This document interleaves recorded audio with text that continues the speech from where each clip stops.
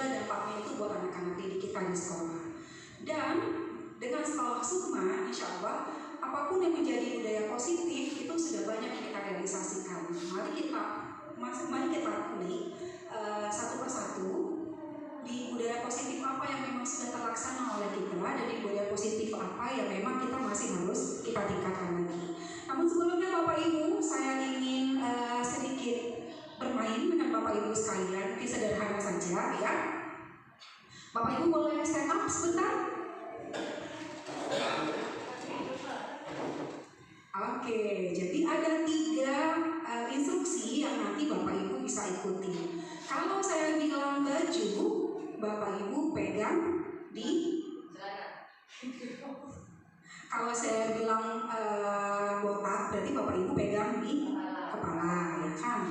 Kalau saya bilang baju, maka Bapak Ibu pegang di bahu. Kalau saya bilang celana, Bapak Ibu pegang di lutut. Ya, sambil duduk begini ya, lutut. Kalau saya bilang baju, pegang di mana? Oke, kalau saya bilang botak, pegang di kepala. Kalau saya bilang celana, pegang di lutut. Oke, kita cek ya Bapak Ibu. Baju.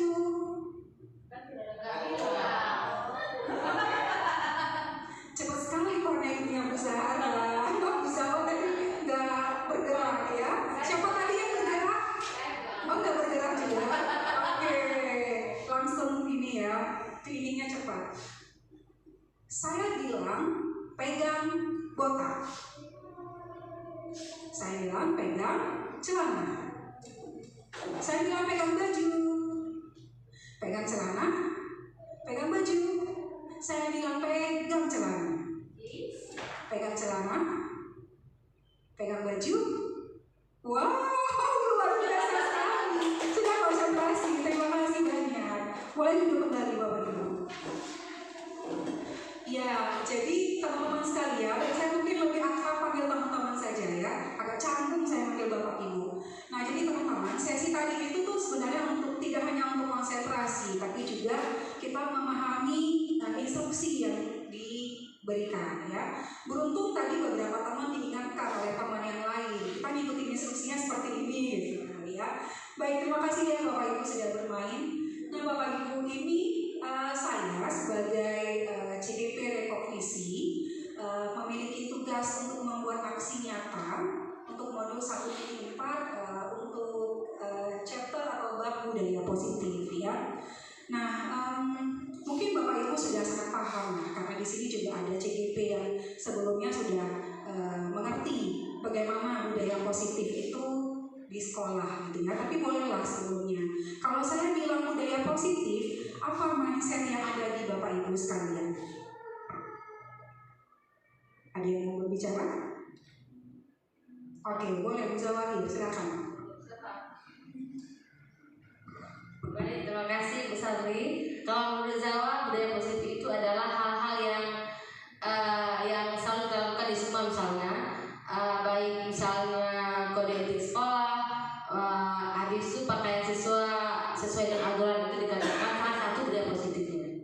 Oke, two claps untuk Bu Zawa. Baik, kira-kira budaya positif lain apa lagi yang ada di sekolah Sukma Pak? Budaya sekolah 5S 4.0. Ya.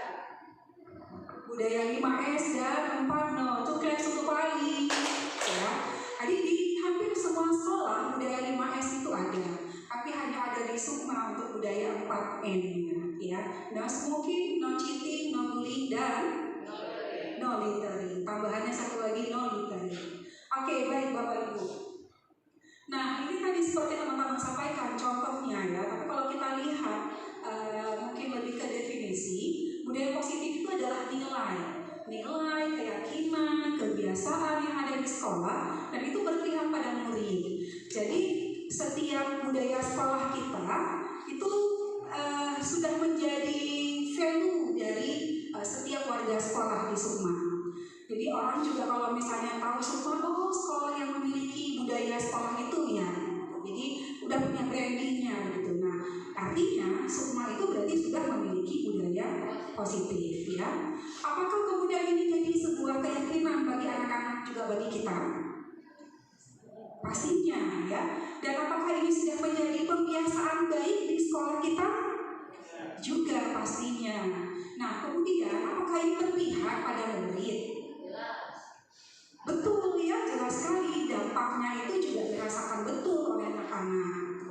Dan kemudian ini dapat mengembangkan pribadi yang kritis. Di mana letaknya bisa mengembangkan pribadi yang kritis kira-kira? Boleh Bu Zahra? Budaya sekolah yang kemudian ini bisa mengembangkan pribadi kritisnya anak-anak. Budaya sekolah yang seperti bisa membangun daya pikir kritis anak-anak, kita punya 4 no tadi ya. Kenapa kok ada no smoking? Padahal smoking itu kan itu untuk saya sendiri, efeknya untuk saya sendiri. Kenapa sekolah mengatur itu? Terus seperti no littering. No littering itu kan anak-anak apa itu vandalisme segala macam. Itu juga anak-anak jadi berpikir ini sesuatu tentang apa dan kenapa tidak boleh melakukannya, dan apa efeknya bagi dirinya, bagi sekolah, dan mungkin nanti ketika mereka sudah menjadi masyarakat, apa efeknya di masyarakat begitu. Oke. Baik, itu klaps untuk Bu Zahra.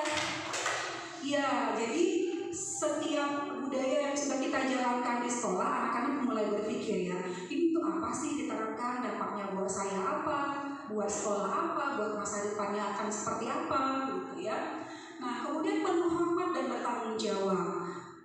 Mungkin Bu Ipin, penuh hormat dan tanggung jawab itu apa kira-kira contoh yang bisa kita eksplorasi gitu?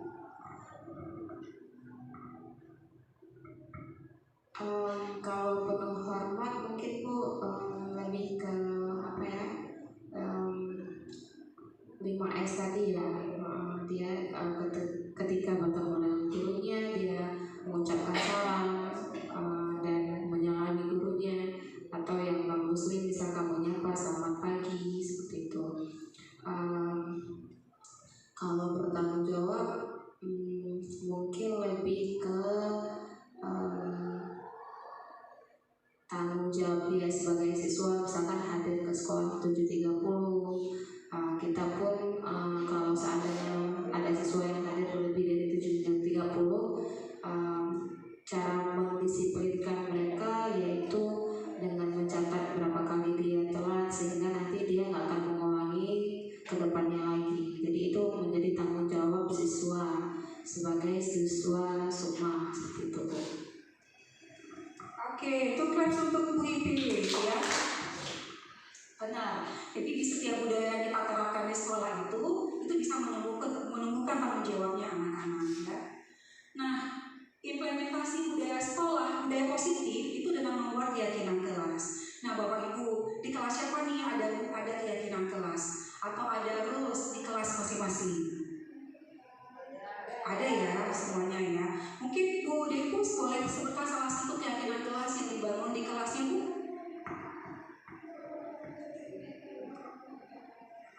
Ya, keyakinan kelas yang saya bersama anak-anak pedomani atau yakini bersama adalah kita sama-sama menjaga tutur kata, jadi tidak ada no bullying baik secara verbal, fisik, psikis ataupun cyber gitu. Baik, komplit ya. Terima kasih, itu klaps untuk Bu Dewi. Untuk bisa membedakan keyakinan kelas dengan peraturan kelas itu ada bedanya nggak teman-teman?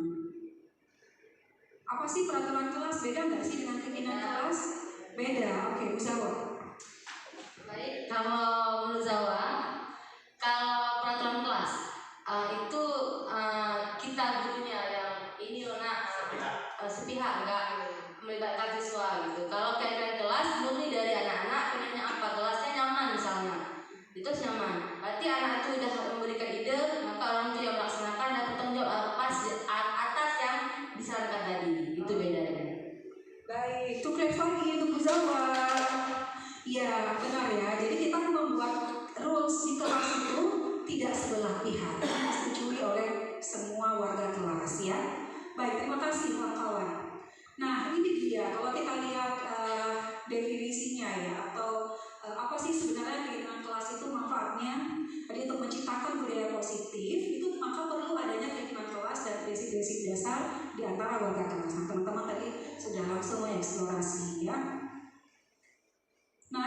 adalah contoh penerapan keyakinan kelas di sekolah. Apa ya gambar yang pertama ini Bu Zawa? Ya. Yang ada bunga ini memaknakan apa nih? Ini apa, ada sampah di luar langsung anak-anak membersihkan langsung. Oke, jadi sama-sama menjaga kebersihan kelas ya. Berarti kelas itu di dalam sama di luar kelas. Oke. Nah kalau ini kira-kira apa? Gambar yang kedua. Saling menghargai. Terus kemudian di gambar yang ketiga itu keyakinan kelas apa kira-kira yang kita sedang bangun? Ini kerjasama. Teamwork ya, saling berbagi, saling kerjasama ya. Oke, jadi ini lahir dari kita atau dari anak-anak teman-teman? Dari anak-anak dan kemudian disepakati semua warga kelas ya. Oke, thank you. Nah, kemudian kita lanjut teman-teman. Selain keyakinan kelas, budaya positif lainnya itu adalah tentang bagaimana kita guru tahu kebutuhan dasar manusia ya. Sebenarnya tidak cuma kita tahu kebutuhan dasar manusia dalam hal ini siswa kita, tapi juga kita tahu apa menjadi kebutuhan dasar kita secara pribadi. Yang pertama, misalnya semua kita butuh untuk bisa bertahan hidup. Nah, bagaimana caranya kita di kelas mengajak anak-anak itu untuk, nah apapun yang kalian lakukan ini itu untuk kalian bisa tetap survive gitu loh. Mungkin Pak Ali boleh kasih contoh satu Pak Ali. Yang survive, yang bertahan hidup. Kalau status mereka sebagai pelajar ya mereka harus membuat ilmu setinggi mungkin agar bisa bersaing di masa depan. Oke, benar ya. Jadi salah satu cara mereka untuk bisa bertahan hidup artinya mereka harus punya daya kompetisi sehingga apapun nanti saingan di depannya ataupun tantangan di depannya mereka bisa menghadapi ya. Oh ya, itu kan satu kali. Kemudian kenapa gue yang tadi ya? Oke, yang kedua kebutuhan dasar manusia adalah ini memang lumrah sekali ya, cinta dan kasih sayang. Tengku, gimana Tengku kira-kira contoh kita di sekolah? Mungkin poin cinta dan kasih sayang ini di sekolah sering ditanamkan dengan mereka saling menghargai, mereka saling respect, tidak saling membuli, mungkin itu maksudnya. Oke, benar-benar. Itu kan satu Tengku. Ya, itu cara anak-anak untuk menunjukkan betapa mereka saling sayang, saling cinta ya, tanpa harus mengatakan apa Tengku? Tanpa harus mengatakan apa begitu supaya orang tahu kita cinta sama dia.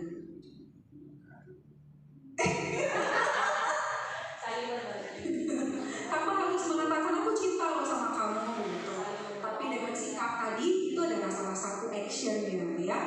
Saya salah nanya, saya nanyanya sama Tengku, masih Tengku nggak tahu nih gimana caranya. Oke, yang ketiga adalah penguasaan atau kemampuan. Kita belum dengar siapa tadi ya? Manisha sama Bu Oja, silakan Bu Manisha. Oke, mungkin untuk penguasaan dan kemampuan itu sejalan dengan poin nomor 1 ya, kebutuhan bertahan hidup. Jadi setiap kita itu memang sebaiknya punya keahlian masing-masing gitu. Mungkin di sekolah ini salah satunya bisa dalam penerapan life skill, ekskul ataupun di dalam mata pelajaran itu sendiri. Jadi anak-anak nanti akan berlanjut ke spesialisasinya masing-masing. Gitu mungkin kalau. Oke, benar ya.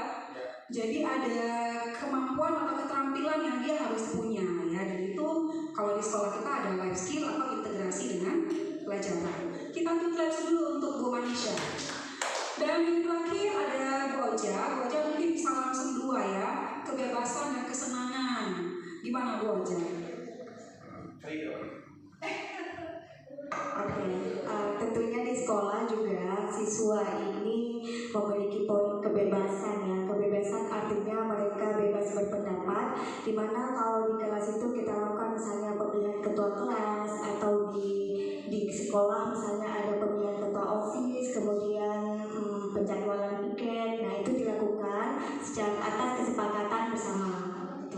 Kemudian kesenangan, tentunya siswa yang ada di sekolah, kita harus menjamin juga siswa di sekolah itu bisa mendapatkan pembelajaran yang menyenangkan. Tentunya dia supaya tidak terbebani dengan apa yang sudah diberikan di sekolah, bahkan mereka seharusnya bisa senang dan nyaman di sekolah.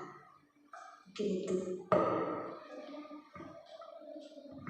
Oke, itu claps untuk Bu Raja ya. Benar. Oh, karena 2 kali jadi 4 claps. Tambah 2 kali lagi.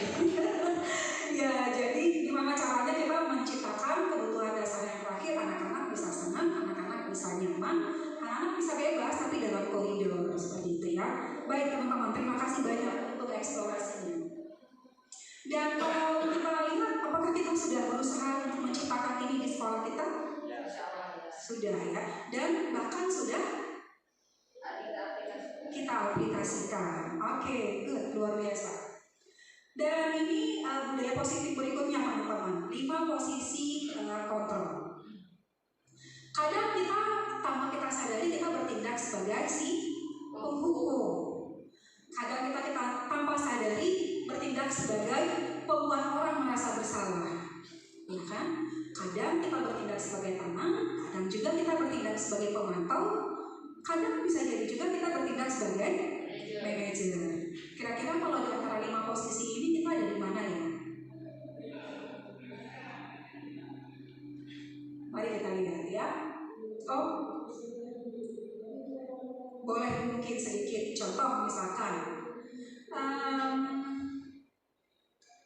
Kita nggak mensosialisasikan apapun, kita nggak menyampaikan apapun. Anak-anak yang terlambat begitu datang ke sekolah, kita minta untuk mengutip sampah. Apakah itu kita sebagai penghukum? Itu sebagai penghukum. Tapi bagaimana konteksnya kalau kita pernah mensosialisasikan? Apakah itu dihitung sebagai penghukum? Tidak, karena kita sudah pernah mensosialisasikan ya, atau menghimbau. Persis misalnya kalau teman-teman di kelas, nah janji kita, kesepakatan kelas kita adalah paling bisa telat itu berapa menit biasanya teman-teman?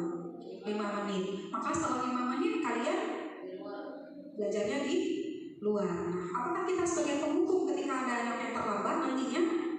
Enggak, karena itu sudah menjadi kesepakatan kelas ya. Terus kemudian begini, nah duduklah kalian di dalam kelas. Nanti kalau kepala sekolah berkeliling, kalian dilihat pada berlarian, nanti itu kena marah. Itu contohnya mana kira-kira? Iya, membuat orang merasa bersalah. Apakah itu akan muncul kesadaran anak-anak? Tidak ya, karena takut ada kepala sekolah seperti itu. Kalau sebagai teman, gimana Bu Dewi? Kalau sebagai teman? Baik Bu, kalau menurut saya sebagai teman, meskipun kita sebagai guru atau tenaga pengajar, tapi kita tidak serta-merta merasa kita serba tahu, kita serba benar. Kadang-kadang kita juga turut mendengar dari perspektif siswa. Jadi kita turut mengayomi, membuat anak itu dekat secara engagement dengan kita, sehingga dia terbuka kalau misalnya ke depan dia mengalami suatu masalah atau kendala dalam pembelajarannya. Jadi dia merasa nyaman berada di lingkungan sekolah. Mungkin seperti itu Bu. Oke. Dia berani cerita sama kita ya. Baik, terima kasih Bu Dewi. Kita tuh class dulu untuk Bu Dewi. Kalau pemantau, gimana calon pemantau? Bu Zawahir. Ada mungkin saya usah pindah tadi ya. Kalau pemantau mungkin lebih kurang seperti kepala sekolah ya. Iya. Bisa jadi karena kan siswa ngapain atau guru ngapain, jadi memantau aja gitu. Memantau di sini istilahnya udah membriefing juga bahwa ini yang harus bisa dilakukan, ini yang enggak. Sudah diberikan arahan duluan pastinya. Setelah diarahkan kita akan melihat ngapain, benar nggak apa yang dilakukan sesuai dengan tindakan, nggak sesuai dengan budaya positif tidak. Itu salah satu tugas memantau. Kalau guru juga bisa bertugas sebagai pemantau ya, misalnya ketika ada sesi diskusi ya. Oke, itu class untuk Bu Zawa. Yang terakhir sebagai manajer, gimana? Ada siapa yang mau? Boleh. Kalau manajer. Oke. Kalau manajer, siswa dan guru dan siswa itu berkolaboratif untuk menemukan solusi permasalahan. Benar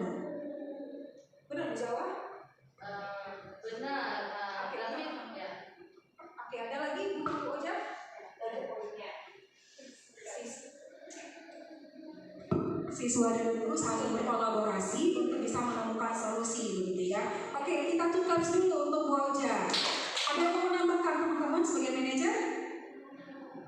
Oke, boleh Bu Zahra. Manajer itu kan dasar katanya manage ya, jadi ngatur sebenarnya. Jadi kalau manajer itu kan tukang atur, ya. Jadi dia cuma ngatur aja. Tapi semestinya kalau dalam artian manajer sebenarnya seseorang pengatur itu mestinya juga bisa berencana. Jadi dia bisa merencanakan. Tapi kalau dari maknanya tidak bisa ke siswa ya, karena tidak bersama. Karena manajer itu kan lebih ke one fighting lah, single fighting begitu. Dia yang ngatur, dia yang rencanakan, terus dia deliver aja ke siswa begitu. Itu misalnya. Oke, jadi dia punya kemampuan dalam mengelola ya. Baik, itu caps untuk Bu Zahra. Bu Zawa tadi katanya mau menambahkan, boleh? Baik, yang disampaikan Bu Oja sama Bu Zahra benar. Mungkin sedikit saya tambahkan. Kalau manajer itu dia lebih ke mengatur, nggak ikut nimbrung ke siswanya. Dia akan misalnya mengontrol dari jauh. Dia sudah menetapkan A, B, C seperti itu. Dia mengatur aja, nggak ikut serta ke lapangan seperti itu manajer. Tapi kalau yang ikut ke lapangan bukan manajer. Bukan manajer, lebih tepatnya dia sebagai teman, dia sebagai penghukum ataupun pembuat orang merasa bersalah. Kalau pemantau sekali dia akan memantau itu boleh dari jauh di kantornya langsung ataupun ke lapangan, cuma nggak rentang waktu yang sering ya. Kalau manajer ya ngebos seperti itu Bu Sari.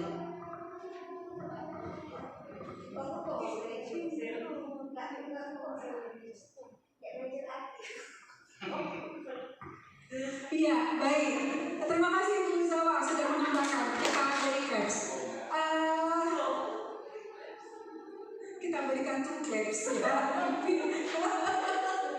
Ya, jadi teman-teman sekalian, sedikit saya menambahkan untuk posisi manajer ya.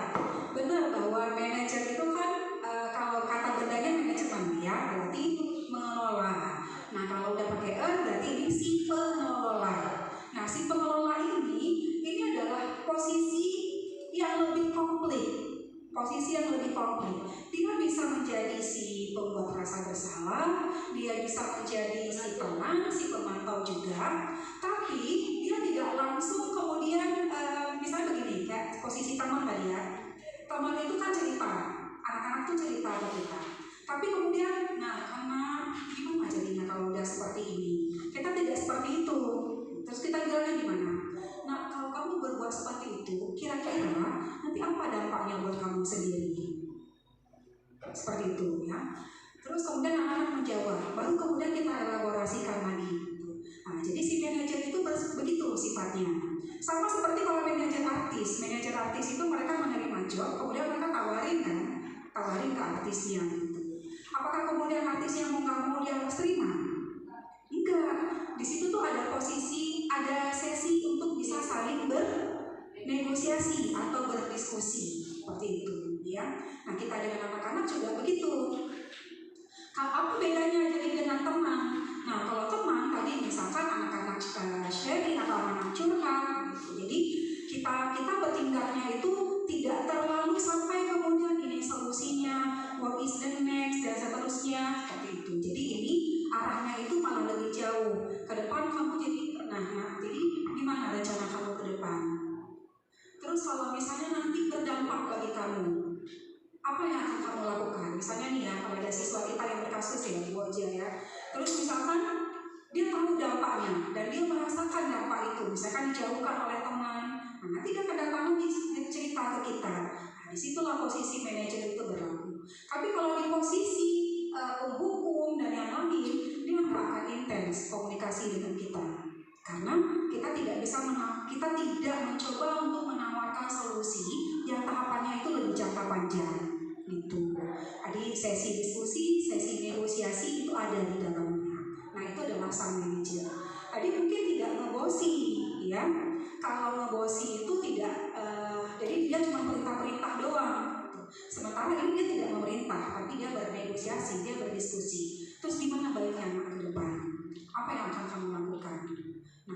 kalau misalnya dampaknya itu terjadi, apa yang akan kamu lakukan? Gimana cara kamu menangkis? Seperti itu. Jadi si anaknya yang kita minta untuk lebih mengeksplorasi lagi, ujungnya ke situ, dia mencari solusi sendiri, tapi kita mengeluarkan pertanyaan-pertanyaan tematik lah, seperti itu. Nah, disitulah keterampilan berpikir kritisnya anak-anak itu akan terbentuk, gitu ya. Dan saya yakin juga teman-teman, misalkan ketika ada case dengan anak-anak, nggak pernah kan di antara teman-teman yang misalkan akan bilang, kamu pernah ya ingatkan kemarin? Ada yang pernah begitu nggak? Kamu pernah Bapak ingatin kemarin?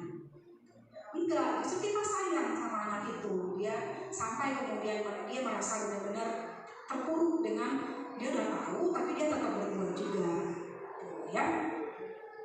Oke, jadi teman-teman, kalau boleh memilih posisi mana nih teman-teman akan pilih? Di posisi kelima. Tapi lumrah manusia, ada saatnya kita akan ada di posisi 1, 2, 3 atau 4, ya. Namun kemampuan untuk men-switch guru itu bisa akan lebih cepat gitu, untuk kemudian oh iya, ini posisi kontrol yang paling tepat itu tuh gimana? Apakah yang lain salah? Tidak, ya. Oke, baik, terima kasih teman-teman. Nah, ini segitiga restitusi. Jadi ibarat seperti misalkan kita kalau di sekolah ada trilogi pendidikan. Apa saja tuh trilogi pendidikan berarti? Orang tua, siswa, dan sekolah, gitu ya. Sekolah berarti dalam hal ini kita sebagai guru. Nah, dalam segitiga restitusi ini itu juga misalkan ya ada segitiga yang kemudian itu kayak gimana Bu Zahra kalau matematika segitiga itu sama sisi, artinya sama semuanya nih, punya porsi-porsi tertentu gitu ya. Apa yang pertama? Yang pertama itu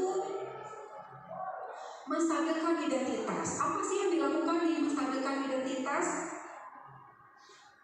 Misalnya setiap orang pasti pernah melakukan kesalahan. Nah, ketika misalnya gini, kapan segitiga restitusi ini kita gunakan teman-teman? Jadi ketika kita anak-anak melakukan kesalahan, kita bisa menerapkan ini dengan anak-anak, gitu ya. Apa yang kita terapkan? Jadi anak-anak itu yang pertama kita bilang, nah, ibu tahu bahwa semua orang itu pasti punya salah, dan itu sangat wajar. Ibu juga sebagai manusia juga pernah punya salah kok. Tuh. Terus apa lagi misalnya? Anak ini dia, kamu bukan satu-satunya yang pernah melakukan ini. Seperti tadi, ibu sebagai manusia juga pernah punya rasa, pernah punya salah atau pernah melakukan kesalahan, gitu ya.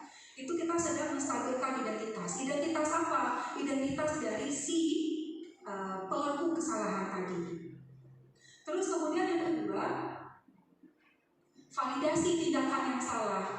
Nah, kamu tentu punya alasan melakukan ini. Misalnya nih ada siswa yang merokok. Kenapa nak sampai kamu merokok? Gitu ya. Terus, adakah cara yang lebih efektif untuk mendapatkan apa yang kamu butuhkan? Katakanlah misalnya anaknya kemarin dia merokok itu karena stres begitu. Nah, kita tanyakan, ada nggak cara lain untuk bisa menangani stresnya kamu? Jadi kita tanya seperti itu. Terus keinginan kelas apa yang telah kita sepakati? Nah, karena kamu merokok tadi, menurut kamu ada nggak keyakinan dari sekolah kita yang kemudian sudah kita sepakati dan itu kamu lakukan sekarang? Ya, saya tahu. Kalau salah satu budaya sekolah itu adalah no smoking. Nah, terus kemudian udah nih mereka udah menjawab semuanya. Baru terakhir kita tanyakan, kamu atau siapa namanya misalkan pengen jadi apa? Ternyata pengen seperti apa? Ke depan kamu mau seperti apa? Ke depan kamu mau jadi orang apa? Ke depan kamu punya cita-cita apa? Seperti itu ya. Mungkin nanti teman-teman bisa menggunakan kata-kata yang lebih tepat gitu. Jadi intinya kita pengen mengajak mereka itu untuk kalau kamu merokok, ke depan kamu mau jadi apa gitu. Untuk kesehatan misalnya ya, untuk keuangan juga. Kita boleh tanya nih sama dua bapak-bapak kita, apakah Pak Ali sama Tengku merokok? Pak Ali? Enggak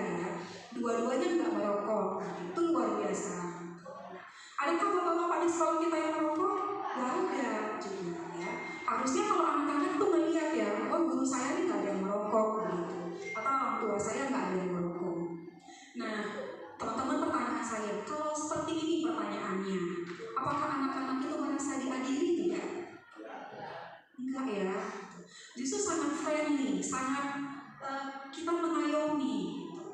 Justru kita semakin sayang, ya Allah, sayang anaknya, sampai ya merokok misalkan gitu ya, sayang orang tuanya dan seterusnya, misalkan begitu. Jadi ini ada contoh sesi teman-teman yang kita lakukan di sekolah ya.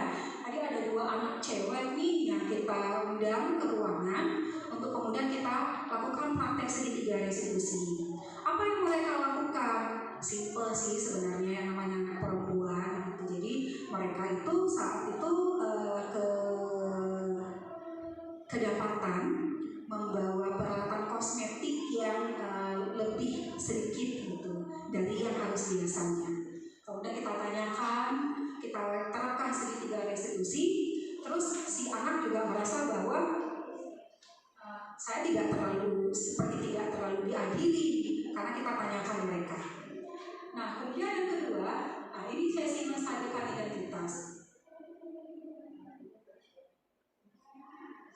Oke ya. Nah, ini kasus yang kedua, mereka kenal ya? Tentang HP. Ini bolos. Ini oh iya benar tentang HP. Iya, ini tentang HP. Jadi keduanya kedapatan menggunakan HP di jam pelajaran. Jadi supaya nggak mengganggu teman-temannya atau proses belajar di kelas, jadi kita undang secara khusus ke ruangan untuk kita bicarakan, ya. Sama tahapannya. Tadi ada menstabilkan identitas. Terus masih ingat nggak teman-teman? Yang kedua langkahnya apa tadi? Validasi tindakan yang salah. Kemudian yang ketiga, menanyakan keyakinan kelas atau keyakinan sekolah kita, gitu ya. Apakah yang mereka lakukan itu tepat atau tidak? Nah, jadi semua tahapan atau kasus-kasus yang kita tangani ini tidak ada yang bentuknya judgement atau apa yang istilah judgement ya? Penghukum gitu. Justru kita mengeksplorasi supaya anak itu paham apa yang mereka lakukan itu benar atau tidak, itu salah, ya. Oke teman-teman, nah jadi ini saatnya kita mau diskusi atau teman-teman dalam grup kecil untuk mendiskusikan satu kasus saja teman-teman angkat yang pernah terjadi di sekolah kita, dan kemudian bagaimana teman-teman mengklasifikasikan tindakan yang teman-teman lakukan ke segitiga restitusi tadi. Menstabilkan identitas, validasi tindakan yang salah, kemudian menanyakan keyakinan kelas, ya. Mungkin bisa seperti ini, Bu Oja sampai ke Bu Zawa untuk kasus yang pertama, kasus apa nanti yang diangkat, terus Bu Manisha ke Pak Ali sampai ke Pak Ali, boleh angkat kasus yang lain gitu. Kira-kira waktu 5 menit bisa ya? Oke, silakan teman-teman.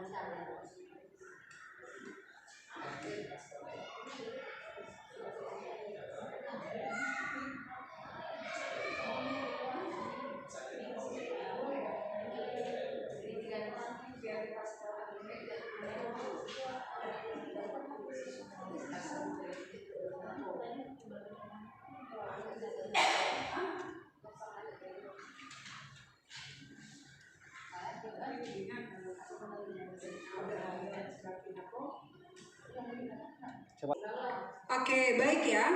Nah, teman-teman sekalian, ini kita mau mulai sesi diskusi. Teman-teman, kasus yang harus diangkat itu tentu kasus yang sudah pernah terjadi di sekolah kita ya. Jadi tinggal diklasifikasikan ke 3 langkah segitiga restitusi tadi. Kita sekarang coba untuk masing-masing kelompok membedah apa saja kasus yang diangkat oleh kelompok masing-masing. Kita mulai dulu dari kelompok 1. Silakan. Baik, terima kasih Bu Sarip. Langsung aja. Selamat siang Nak, apa kabar? Alhamdulillah. Nak, tadi ada Ibu dengar kalian bertiga bolos vaksin ya? Iya sih.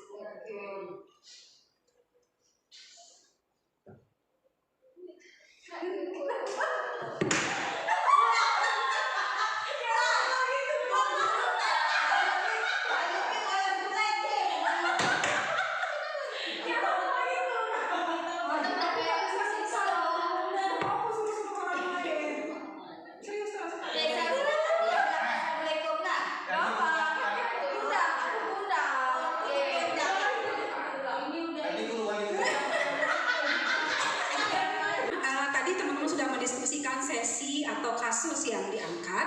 Nah, kita mau role play nih ya.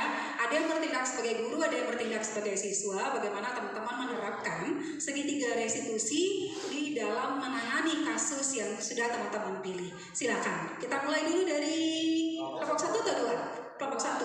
Oke, baik. Baik, terima kasih Bu Sali. Langsung aja. Baik, assalamualaikum Nak. Nah, kira-kira tahu nggak apa gerangan kalian ke ruangan Ibu hari ini? Oke, baik. Nah, gini, kemarin Ibu dapat laporan bahwa kalian bertiga itu bolos nggak masuk kegiatan tahsin dan tahfiz. Apakah benar, Nak? Lalu kemarin tuh kemana kalian pergi? Kenapa bolos? Oh, ke rumah teman. Baik, kita sebagai manusia tahu bahwa kita pernah melakukan kesalahan. Nah, kesalahan itu kalau kita sering melakukan berulang pasti kita harus istilahnya introspeksi diri. Nah, coba sekarang kalian pikirkan, kalau kalian kemarin gak masuk tahfiz tahsin, apakah benar tindakannya di rumah teman itu baik atau tidak? Lalu membolos yang kalian lakukan kemarin itu benar atau salah? Salah. Salah kenapa kira-kira? Yang pertama mungkin karena kesalahan kami bolos. Yang pastinya yang pertama itu membuat guru khawatir dan cemas akan kecarian, baik itu guru tahsin dan juga wali kelas. Kami sadar di situ sudah berbuat salah, Bu. Baik, jadi kenapa kalian bolos kemarin? Kira-kira ada indikasi apa lagi sehingga kalian pengen melakukan hal seperti itu? Kami bosan aja Bu di kelas, jadi ya kami bersepakat ya untuk bolos. Oh, baik, berarti kemarin kalian merasa bosan ya sehingga kalian bolos. Nah, tadi Dewi udah bilang itu hal yang salah ya? Iya, Bu. Baik, nah sekarang kalian sudah sadar bahwa hal yang sudah kalian lakukan itu adalah suatu kesalahan dan itu sudah sadar dan kemungkinan ke depan gak akan melakukan lagi. Benar seperti itu? Apakah akan melakukan lagi?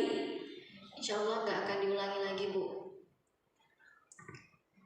Ya, kami minta maaf ya Bu atas kesalahan ini. Baik, nah untuk kedepannya kira-kira apa yang ingin dan hendak akan lakukan supaya bisa memperbaiki kesalahan yang udah anak-anak Ibu lakukan kemarin? Ya, kedepannya walaupun kami bosan, kami harus memperbaiki kesalahan kami, Bu. Ya, seperti apa? Ya, karena minggu lalu kami tidak hadir, berarti minggu depan kami harus bertanggung jawab untuk menyetor lebih, Bu. Mungkin Ibu harus mendengarkan alasan konkret seperti apa supaya Ibu bisa percaya juga lah. Misalkan nggak akan mengulangi hal yang sama lagi. Apa bukti konkretnya mungkin dari kalian bertiga, Oja, Dewi dan Zahara? Saya ya harus saya rapel apalan saya kemarin, Bu. Kalau Dewi kayak mana? Ya, apapun alasannya nanti mau bosan atau apapun, saya harus tetap menjadi siswa yang masuk ke kelas tahsin, dan atas kesalahan yang sudah saya lakukan, saya menyetor kembali hafalan yang sudah saya lewatkan pada pertemuan sebelumnya, Bu. Baik, yang Oja kayak mana? Sama Bu, seperti dua teman yang lain, saya janji nggak akan ulangi lagi dan terus nyetor hafalannya. Baik, terima kasih anak-anak ibu hebat. Baik, semoga kedepannya ini menjadi pembelajaran yang bermakna dan bisa memperbaiki hal-hal yang kurang yang sudah dilakukan. Ya, Bu. Sama-sama. Terima kasih ya, Bu. Baik, terima kasih. Saya kembali. Wow, benar-benar dilaporkan ya. Luar biasa. Ini benar-benar dilaporkan sampai saling gitu ya. Akhirnya good, luar biasa ya.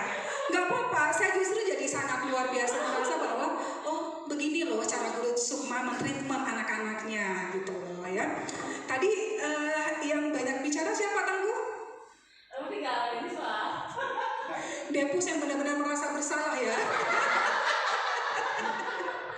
Oke, baik, terima kasih, luar biasa sekali ya. Jadi ini ada referensi buat Tengku nanti kalau ada siswa yang bolos tahsin. Begini caranya gitu. Oke, baik, kita beralih ke kelompok 2 untuk kasus berikutnya, silakan. Boleh pinjam mic satu lagi.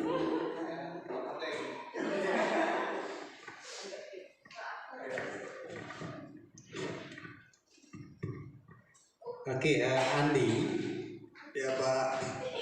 Bapak perhatikan kan? Tadi kamu sibuk sendiri, seperti nggak memperhatikan ke depan. Ngapain kamu Andi? Nggak ada apa Pak. Yang betul. Coba jujur sama Pak. Ya Pak, maaf Pak. Sebenarnya perut saya sakit. Terus saya WA orang tua untuk informasi kalau saya sakit hari ini Pak. Oh gitu. Harusnya kan bilang ke Bapak. Jadi bisa Bapak yang hubungi orang tua kamu. Ya kan? Ya, maaf Pak, saya nggak terpikir. Ya, nggak apa-apa. Semua kita kan punya salah kan? Saya salah, kamu juga pernah salah kan? Tapi kan Bapak lihat akhir-akhir ini sering sakit perut ya, Andi? Ya, karena saya memang sering nggak sarapan Pak. Oh gitu. Jadi kan kalau nggak sering sarapan, sakit perut. Akhirnya apa? Tertinggal pelajaran. Ya Pak. Jadi kan Andi masih ingat kan dengan keyakinan kelas yang pernah kita buat? Ingat Pak. Kira-kira menurut Andi apa keyakinan kelas yang telah dilanggar? Menggunakan HP di jam belajar. Oke, benar sekali, itu tahu kan? Ya Pak. Kira-kira apa ini kedepannya harus seperti apa? Nggak akan saya ulangi lagi Pak. Boleh nggak bawa HP ke sekolah? Enggak, tapi kadang-kadang bawa juga. Kenapa kadang-kadang Andi dan kawan-kawan itu membawa HP? Mungkin karena bosan atau mencari kesenangan-kesenangan yang lain. Oke, kalau gurunya request boleh bawa HP berarti ya? Ya boleh. Tapi kapan digunakannya? Waktu diperlukan aja Pak. Oke ya. Sekarang Bapak tanya, karena kan Andi kan sering sakit perut pagi. Jadi apa yang harus lakukan biar nggak sakit perut ketika di sekolah? Nanti insya Allah saya akan seringkan untuk sarapan. Oke, harus selalu sarapan pagi sebelum berangkat biar di sekolah belajarnya bisa lebih baik, lebih fokus. Oke, clear ini Andi? Mudah-mudahan Pak. Oke, mudah-mudahan ini jadi pengingat yang baik ya. Ya. Terima kasih Pak. Oke. Oke, baik, terima kasih. Ini yang Dok ketawa justru teman-teman yang lain ya. Pak Ali sama Tengkunya mas serius ya ngelakonin ya. Zawa Dok kali. Oke, baik teman-teman. Nah, 2 kasus tadi yang teman-teman angkat itu real life ya. Real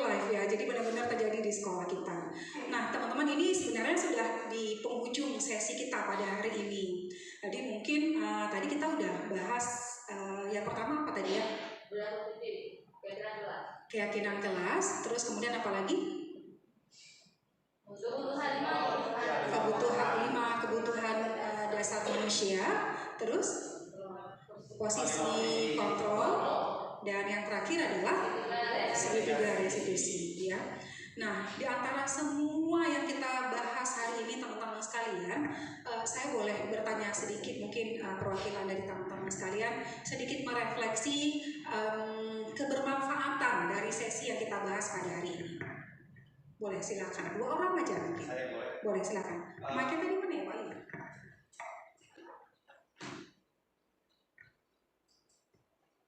Kalau saya sendiri sih reminder dengan aturan kelas dan keyakinan kelas kan berbeda ya kan. Aturan kelas itu sepihak, sementara keyakinan kelas itu 2 pihak lah. Karena kan khawatirnya kan kita di realnya itu mengatakan keyakinan kelas, tapi akhirnya nanti di prakteknya malah jadinya sebenarnya aturan kelas. Ini jadi reminder yang baik lah untuk kita semua. Terima kasih. Ya, terima kasih Pak Ali. Termasuk tata tertib sekolah ya Pak Ali ya sebenarnya ya. Bagaimana cara kita bisa dengan anak-anak itu mereka meyakini bahwa ini juga dari mereka gitu.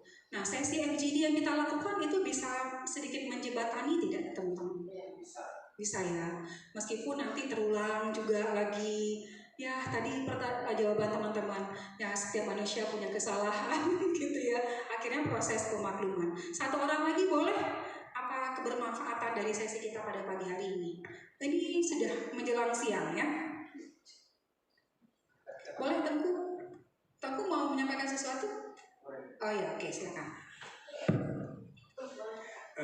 Mungkin saya melihatnya di sesi ini yang sangat berkenaan di saya yang terkait tentang segitiga restitusi. Mungkin dikarenakan ada permasalahan-permasalahan di dalam kelas, mungkin dengan pilihan kata-kata yang seperti ini, misalnya menstabilisasi identitas atau validasi tindakan yang salah, setelah itu ada yang menanyakan keyakinan. Saya pikir ini seorang guru harus memiliki tahapan-tahapan ini ketika mereka berkomunikasi dengan seorang murid, supaya murid pun tidak merasa dia disalahkan dulu, kan? Ya, supaya murid itu dari kesalahannya bangkit, tidak terpuruk dengan kesalahan. Jadi pilihan kata-kata yang dipakai di segitiga restitusi ini saya pikir sangat luar biasa. Mungkin sosialisasi Bu Sari untuk hari ini ke kami ini sangat bermanfaat pribadi untuk saya terkait ini. Oke, baik, terima kasih Tengku. Ada lagi? Oh ya, boleh. 1 lagi ya, silakan Bu Zahra.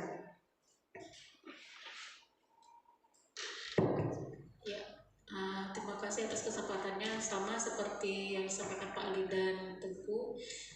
Juga mungkin sebagai kita pengingat ya, kadang-kadang kita sebagai manusia harus kontrol gitu. Jadi 5 posisi kontrol itu tanpa sadar kita lebih dominan ke penghukum misalnya, atau kita lebih dominan ke pembuat merasa bersalah gitu. Padahal maksud hati bukan begitu gitu. Cuma tanpa sadar, tapi dengan ada sesi ini kita jadi seperti pengingat kembali lah. Nanti kalau misalnya ada kasus di depan mata, kita agak tahan sedikit bahwa kita sebenarnya bukan posisi penghukum atau pembuat masalah gitu, pembuat rasa bersalah gitu.